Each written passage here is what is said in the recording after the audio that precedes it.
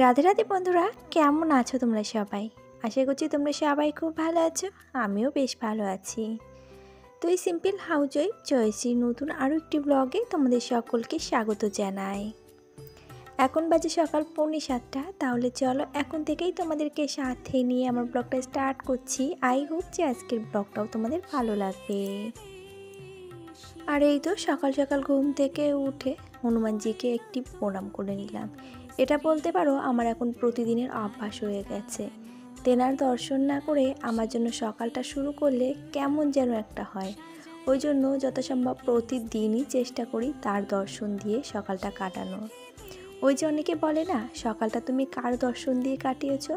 তুমি যদি সকালটা ভালো মানুষের দর্শন দিয়ে কাটাও তাহলে কিন্তু তোমার সারাটা দিন ভালো যাবে। আর তুমি যদি ভালো মানুষের দর্শন দিয়ে সকালটা না কাটাও তাহলে হয়তো তোমার দিনটা খারাপ যাবে। এটা নিয়ে আমরা চলতি ভাষায় কিন্তু বলতে থাকি। তো সকালের বেলা আশেপাশে কাজকর্ম সেরে তারপরে বাবুদেরকে একটু বই নিয়ে বসিয়েছিলাম। এরই ফাঁকে আবার কিছু কাজও করেছি, সেগুলোকে আর তোমাদের শেয়ার করলাম না। কী বলো তো, বাচ্চাদের বই পড়ানোর সাথে সাথে সবটা তোমাদের সঙ্গে শেয়ার করা হয় না, কেননা ওরা তো বাচ্চা মানুষ। সবসময় যদি ফোন সামনে রেখে পড়াশুনোর জায়গাটা রাখি তাহলে কিন্তু সেখানে একটু ভুলভ্রান্তি হতে পারে। তো সেখানে মাঝে মাঝে একটু অ্যাভয়েড করে চলাই ভালো। তো যাই হোক, এই যে সকালবেলা পড়াশুনো করানো হয়ে গেছে, ওরা উঠে গেছে, আর আমি পড়তে পড়তে ওই ফাঁকে কিছু যে বিছনা ছিল সেটা গুটিয়েছি। ওই যে বাসি বিছনায় পড়া ওই একটা আমার নিয়ম আছে, সেই নিয়মেই আমি চলি। তো যাই হোক, উঠে গেছে ওরা, এবার বিছনাটাকে সুন্দর করে এবার পরিপাটি করে গুছিয়ে তারপরে ভেবেছি লেবে যাব। আর দেখো এই মাকড়সাগুলো কেমন যেন একটা ওই যে জানলার কোনায় কোনায় ঝুল ঝেড়েছে।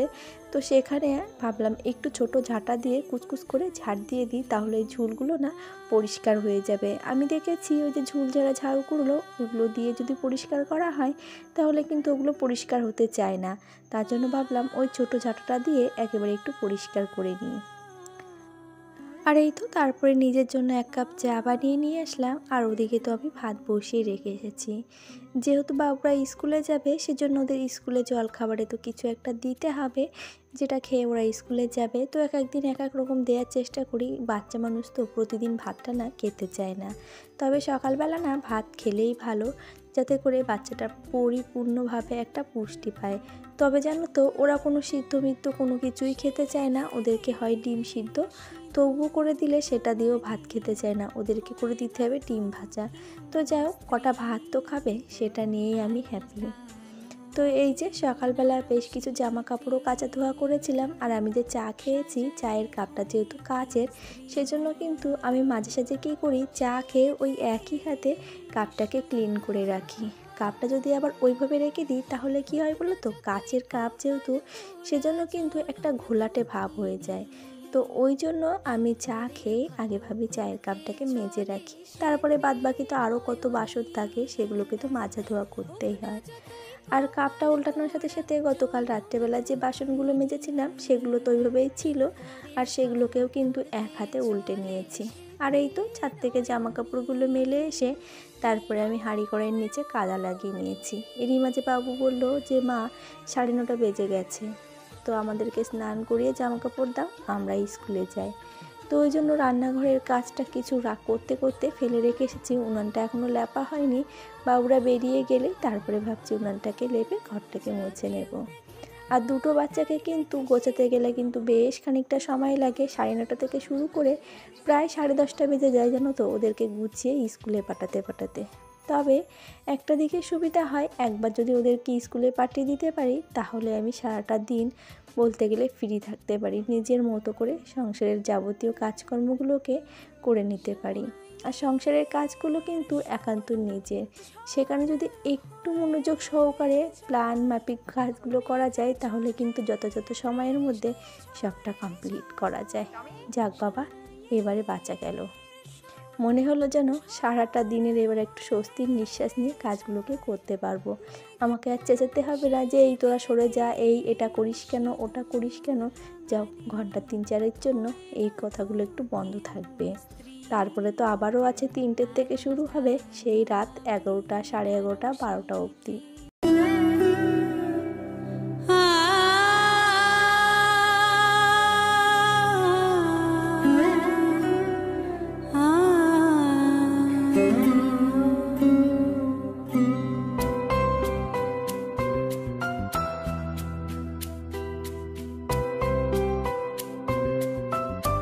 এই তো উনুনটাকে লেপে পুছে তারপরে গেছিলাম ঘরটাকে মুছতে।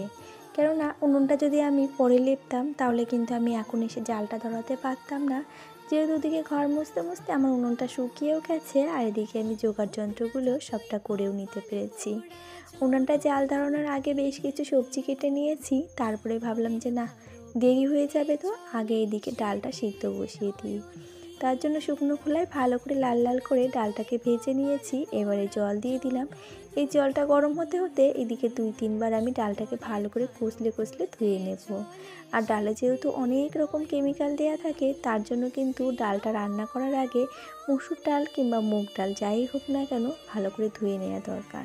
আর এদিকে দেখো কত সবজি কেটেছি। আজকে মুগ ডাল যেহেতু, সেজন্য ভাবলাম যে একটু ভেজ ডাল বানাবো।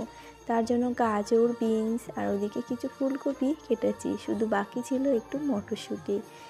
তো আর কি করা যাবে, যেটা নেই সেটার আফসোস ছেড়ে দিয়ে যেটা আছে সেটাকেই গুছিয়ে ফেলি। আর এই তো রান্না বান্না সমস্ত কিছু গুছিয়ে নিয়েছি। এতটুকু গোছাতে গেলেও কিন্তু অনেকটা সময়ের প্রয়োজন হয়। তো এইদিকে ডালটা প্রায় আধা সিদ্ধ হয়ে গেছে। এখন ডাল আর হাঁড়িটা চেঞ্জ করে দেবো, যাতে করে কম এটা ডালটাও সিদ্ধ হয়ে যায়, ওদিকে ভাতটাও আমার প্রায় হয়ে আসে। এখনও চালটা দেয়নি, চালটা ধোয়া আছে, তো ভাত ফুটে উঠলেই তো ভাত হয়ে যাবে, বেশিক্ষণ সময় লাগবে না। আর আজকে রান্না করব ভেজ ডাল আর বাঁধাকপি। তো এই যে দেখতেই পাচ্ছে সমস্ত কিছু একেবারে অ্যারেঞ্জ করা, শুধুমাত্র এখন কড়াইয়ের ভেতরে দিয়ে রান্না বান্না করলেই হয়। তো এতটুকু গোছাতেও কিন্তু কত সময় লাগে, সারা দিন অক্লান্ত পরিশ্রম করার পরে এই যে রান্নাঘরে এসে গোছগাছ করে নিয়ে যে বসা, তখন মনে হয় যেন কতটা টেনশন মুক্ত, তাই নয় কি? যতক্ষণ দেখবে রান্নাঘরের গোছগাছ কমপ্লিট করে রান্না না করা যায়, ততক্ষণ কিন্তু টেনশন মুক্ত হওয়া যায় না। তো এই যে ফাইনালি আমার এখন গোছানো কমপ্লিট। এখন আমি কড়াই আর হাঁড়িটাকে চেঞ্জ করে তারপরে আর বাদবাকি কাজ, আর একটু কাজ বাকি আছে, সেটা হলো আদা আর জিরে বাটা। কেননা ভেজ ডাল আর বাঁধাকপি দুটোতেই আদা আর জিরে লাগবে। তো চলো সাথে থাকো, দেখতে থাকো। আর এই তো যেই মতো কথা সেই মতো কাজ, আর এই কাজটা যদি এখনই না করি তাহলে হয়তো দেরি হয়ে যাবে। তার জন্য এদিকে দেখো হাঁড়ি কড়াইটাকে চেঞ্জ করে দিয়েছি, আর ডালটাতে একটু জলের প্রয়োজন ছিল। তার জন্য হাঁড়ির জল গরম হয়ে গেছে, সেই গরম জলটাই ডালের ভেতরে দিয়ে দিয়ে এদিকে হাঁড়িটা ভেতরে এবারে চালগুলোকে দিয়ে দেবো। তবে কি জানো তো, সংসারে থেকে নিজেকে ভালো রাখতে যে কোনো অভ্যাস যদি একবার তুমি গড়ে তুলতে পারো, তাহলে কিন্তু তোমার জীবনটাই পরিবর্তন হয়ে যাবে। আমাদের সংসারে অভ্যাস বলতে কিন্তু আমাদের এই যে রান্নাঘরে আসার আগে সুন্দর করে পরিপাটি করে নিজের মাইন্ডটাকেও সেট করতে হবে। সেই সাথে সাথে নিজে কি রান্না করব না করব সেটাকেও কিন্তু সঠিকভাবে পরিচালনা করতে হবে। আর কিভাবে করব আর কিভাবে করলে সেই জিনিসটা বা সেই রান্নাটার স্বাদ দ্বিগুণ বেড়ে যাবে, এটা যদি একবার মাইন্ড সেটিং হয়ে যায়, তাহলে কিন্তু রান্না করতে কোনো রকম কোনো অসুবিধা কিংবা ব্যতিব্যস্ত হওয়া লাগে না। অনেকেই আমরা আছি যে একদিন রান্না না করলে বেশ ভালো লাগে, সত্যি তাই গো।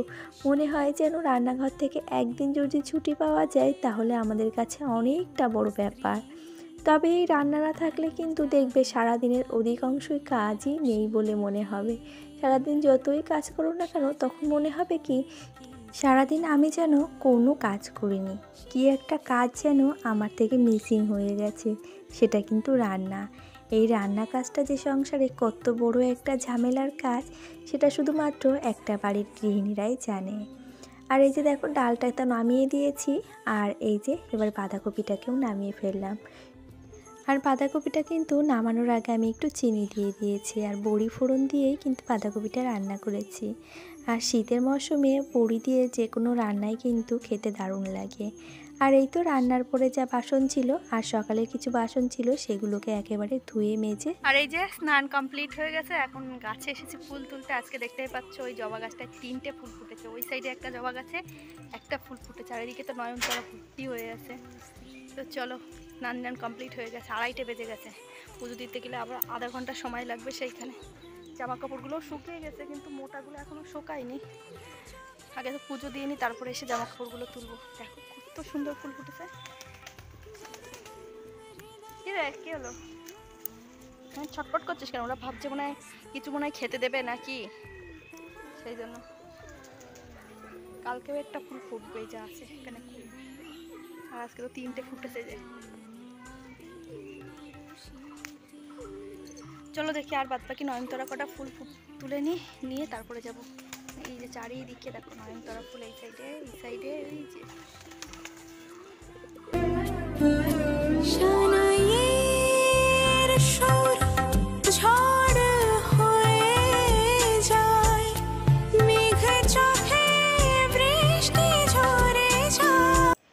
আর এই তো ঠাকুর ঘরে এসে ঠাকুর ঘরের বাসন মেজে ঠাকুর ঘরটাকে মুছে আমার গোপুসোনাকে স্নান করিয়ে সুন্দর করে সাজিয়ে তার সিংহাসনে বসিয়ে দিয়েছি। আর এবারে গাছ থেকে যে ফুলগুলো নিয়ে এসেছি সেগুলোকে এবার প্রত্যেকটা ঠাকুরের চরণে দিয়ে দেব। আর আজকে জানো তো প্রত্যেকটা ফুলই কিন্তু আমার নিজের হাতে গাছ লাগিয়ে সেই গাছের ফুল। তো এইগুলো যখন আমি ভগবানের চরণে দিই সত্যিই আমার মনটা ভরে যায় জানো তো। প্রতিদিন কিন্তু আমি এই একই কথা বলে থাকি। তো যাই হোক, এই যে ভগবানকে যে ফুলে মানাই সেই ভগবানকে প্রায় সেইটুকু দিতে চেয়েছি, কিন্তু গোপুসোনাকে একটু সাদা দিলে ভালো হতো, তবে সাদাটা আজকে আর বাড়ান্ত ছিল। তো এই যে আমার ঠাকুর পুজো দেওয়া হয়ে গেছে, তারপরে নিজেরা খাওয়া দাওয়া সেরে রেস্ট নিয়েছি। বিকালবেলা সন্ধ্যা পুজো দিয়ে তারপরে কিন্তু আবারও চলে এসেছি সেই রান্নাঘরে। তো রান্নাঘরে এসেছে আজকে একটু মিষ্টান্ন বানাবো, যাকে বলে এক কথায় পায়েস। তো বাবুরা অনেক দিন ধরে আবদার করে বসে আছে যে মা একটু পায়েস বানিয়ে দাও।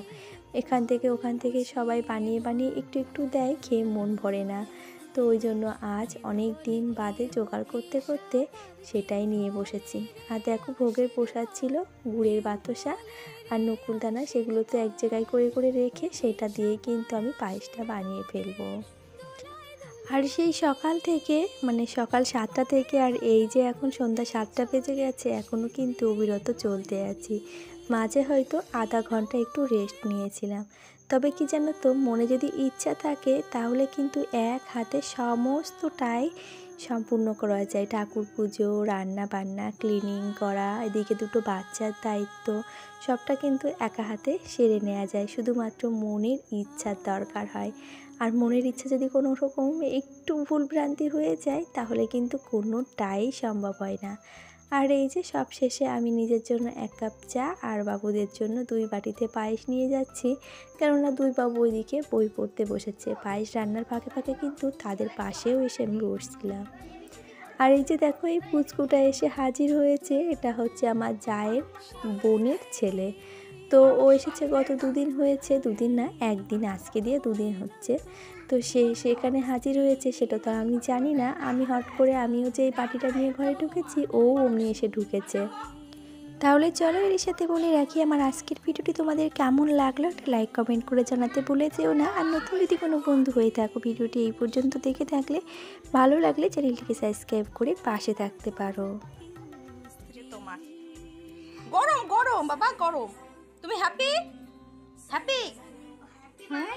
গরম কিন্তু গরম, ভীষণ গরম। এ দেখো ধোয়া উঠছে, গরম। ঠান্ডা হোক তারপরে খাবে। দাদা যখন খাবে তখন খাবে, ঠিক আছে? একটু ঠান্ডা হয়ে যাক বাবা, একটু ঠান্ডা হোক। ওকে, একটু ঠান্ডা হোক তারপরে খাবে।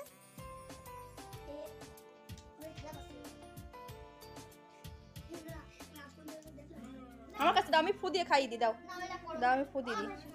দাঁড়া দাঁড়া, গরম মুড়ি বাবা, এত টেস্ট লেগেছে। গরম গরমটাই খেয়ে নাও। এ নাও এ নাও এ নাও এ নাও, দেখো খেয়ে দেখো টেস্টি কিনা। টেস্টি বলো, টেস্টি টেস্টি। তাহলে আবার ফুদিয়ে দিই, একটু আবার ফুদিয়ে দিই